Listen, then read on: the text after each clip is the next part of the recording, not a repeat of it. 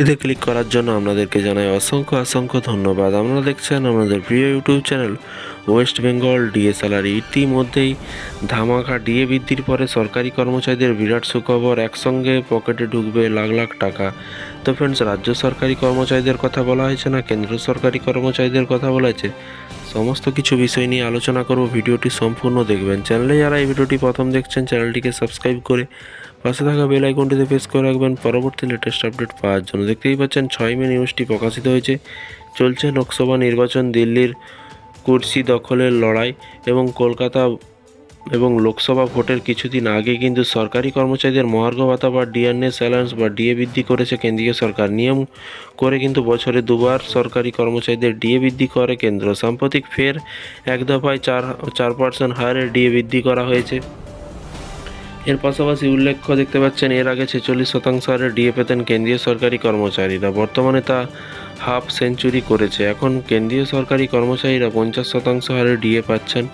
March মাসে বেতনের সঙ্গে ইতিমধ্যেই কিন্তু বর্ধিত হারে ডিএ পেয়েছেন কেন্দ্রীয় সরকারি কর্মচারীরা। পাশাপাশি মিলছে জানুয়ারি ফেব্রুয়ারি মাসেরও বকেয়া ডিএ এবং মহার্ঘ ভাতার পাশাপাশি কিন্তু সাম্প্রতিক একাধিক আরও কিন্তু অন্যান্য ভাতাও বৃদ্ধি করেছে কেন্দ্র। গত 2 এপ্রিল এই মর্মে কিন্তু প্রধানমন্ত্রী মোদির অধীনে থাকা কেন্দ্রীয় কর্মী এবং প্রশিক্ষণ বিভাগের তরফে অফিস মেমোরান্ডামে জারি করে বিভিন্ন ভাতা বাড়ানোর কিন্তু ঘোষণা হয়েছে, যাতে সরকারি কর্মচারীদের 6 ধরনের ভাতা বৃদ্ধি ঘোষণা করেছে কেন্দ্রীয় সরকারি কর্মচারীদের children education allowance, child care special allowance, বিশেষজ্ঞভাবেই কিন্তু সক্ষম মহিলাদের জন্য রিক্স অ্যালায়েন্স, নাইট ডিউটি অ্যালায়েন্স এবং ওভারটাইম অ্যালায়েন্স বাড়ানো হয়েছে কিন্তু চাইল্ড কেয়ার স্পেশাল অ্যালায়েন্স এবং সংসদীয় অ্যাসিস্ট্যান্টদের জন্য কিন্তু বিশেষভাবে বৃদ্ধির কথা ঘোষণা করা হয়েছে।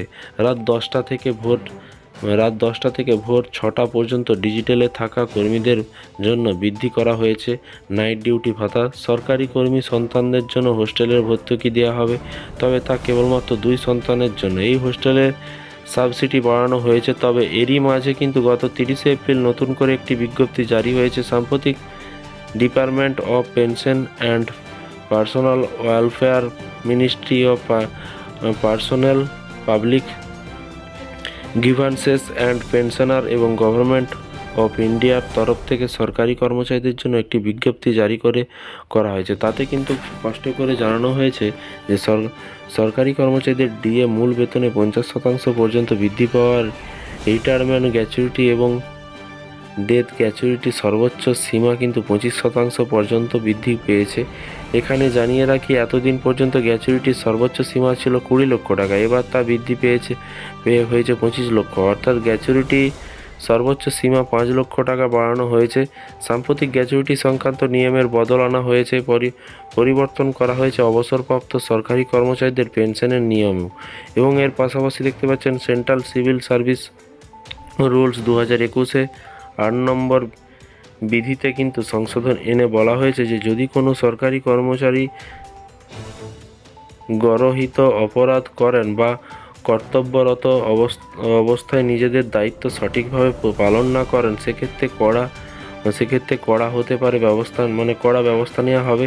এক্ষেত্রে অবসরের প্রায় গ্র্যাচুইটি এবং পেনশন আটকে দেওয়া হবে বলেও কিন্তু জানানো হয়েছে। একাধিক রিপোর্ট অনুযায়ী এমন খবর সামনে এসেছে। তো ফ্রেন্ডস, এই ছিল আজকে একটি ছোট্ট আপডেট। এই ধরনের প্রতিদিন সরকারি কর্মচারীদের আপডেট পেতে চ্যানেলটিকে সাবস্ক্রাইব করে পাশে থাকা বেল আইকনটিতে প্রেস করে রাখবেন পরবর্তী লেটেস্ট আপডেট পাওয়ার জন্য। আপনাদের মতামত নিচে কমেন্ট বক্সে কমেন্ট করে জানাতে ভুলবেন না। ভালো থাকবেন, সুস্থ থাকবেন এবং নিজের খেয়াল রাখবেন। Thank you.